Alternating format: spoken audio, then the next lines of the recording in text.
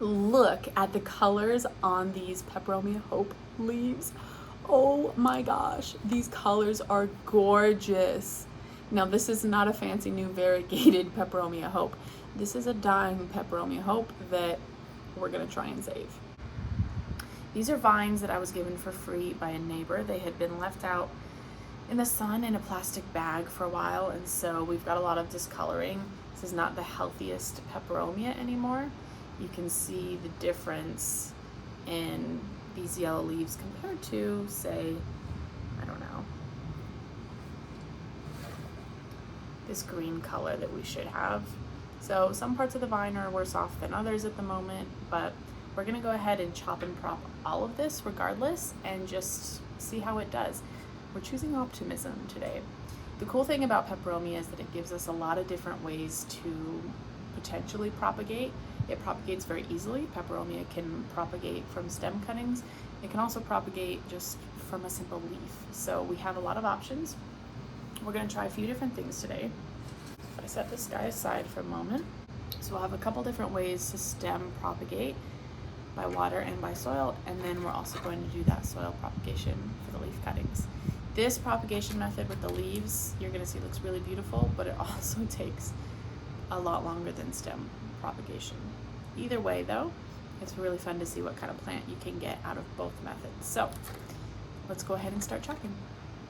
Now when I choose stem cuttings to propagate, I'm gonna make sure to include at least 2 nodes. And the reason for this is that I want one node to hold leaves and I want the other node to root. In this case, for this cutting, the node that I'm gonna expect roots from, it's already been cleared for me. So I'm gonna go ahead and just cut this above where the leaves come out. And then this stem is now ready. So here's a good example of a stem that I'm gonna have to clear one node for my roots, and the leaf I'm gonna clear is actually going to be added to my pile to leaf propagate. So I'm gonna go ahead and cut this just a little bit below this node.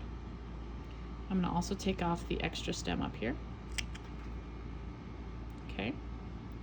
I'm gonna leave this leaf over here, and I'm gonna cut this leaf for propagation. So in order to do that, I'm gonna cut it as close to the stem as possible. This little nub here, this is called a petiole. It's kind of like a stem, but specifically for leaves. And this is where the roots are gonna come out of. So I'm gonna take this guy, add it to my propagation pile over here. But for this guy, I'm gonna go ahead and create a pile for my leaf propagations. And we'll put him aside off screen here. And I'm just gonna keep working away at this.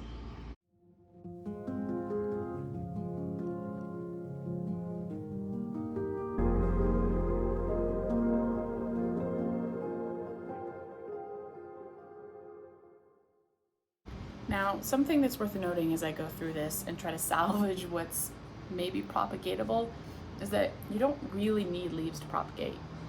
The most important thing is you just need that node. So I do have some stems where the leaves just don't look great, and honestly it's better for me to cut them off so that the stem doesn't have to try to sustain it and instead can focus on growing roots. So in those cases where my leaves or my stems look particularly weak, I'm really just gonna let those leaves fall off, or I'm gonna cut them off myself so that all I have here are nodes, and any energy that's left in this can be put into growing roots. As you propagate, you might notice that you have some stem cuttings that don't have leaves anyway, because maybe it's an older part of the stem and the leaves have just aged and fallen off, and you can propagate those too. They will grow roots as long as you save that node.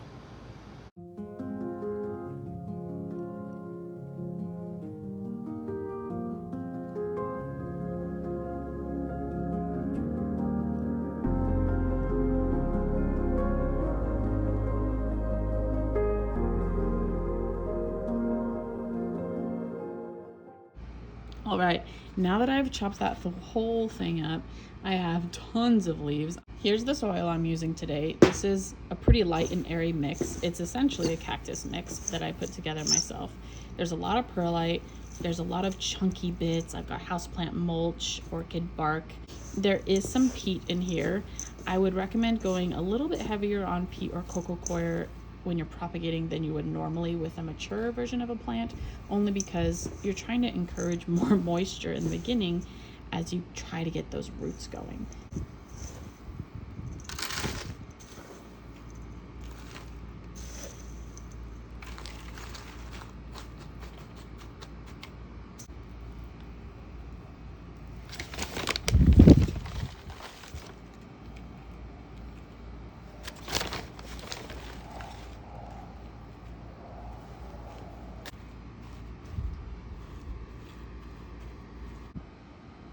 Okay, I'm gonna wet this down just a little bit.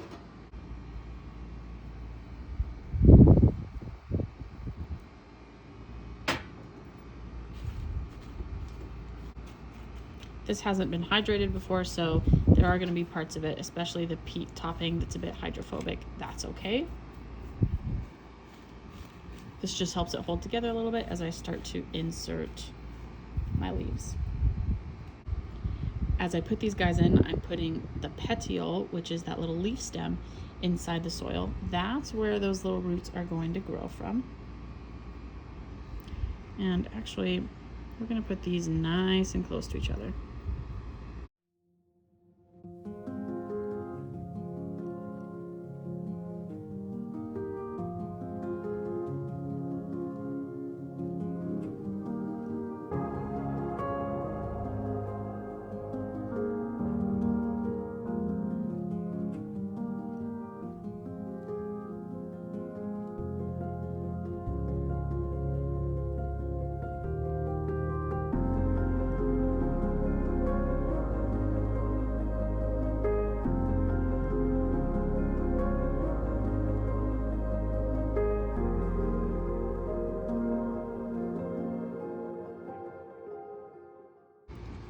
Let's go ahead and give this guy some water. Give him a nice drink.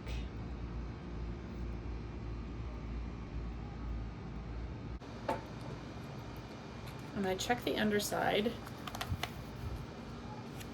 so I can kind of see what the water level is at. You can see pretty easily how much of the soil is hydrated and how much is not hydrated. I'm going to give that some time to kind of settle in and let it hydrate the dry soil before I add any more water. Sometimes it just needs time. While that's doing its thing, I'll go ahead and get these stem cuttings going. So I'm using just a basic jar for the water propagation piece of it. I'm going to add my water to it.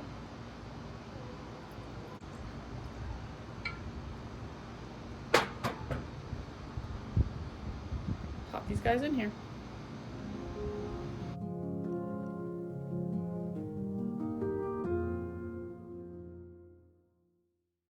All right, I have stuffed this jar full of about as many cuttings as I can get in here comfortably.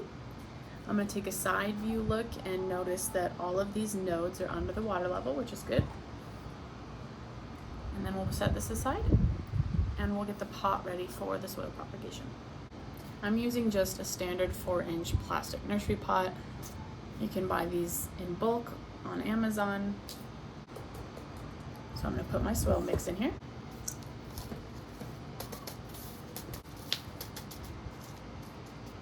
And I'm not going to wet this down yet because it's much easier to stick stems in here while the soil is dry. I'm also going to use my handy dandy chopstick here to help me clear the way.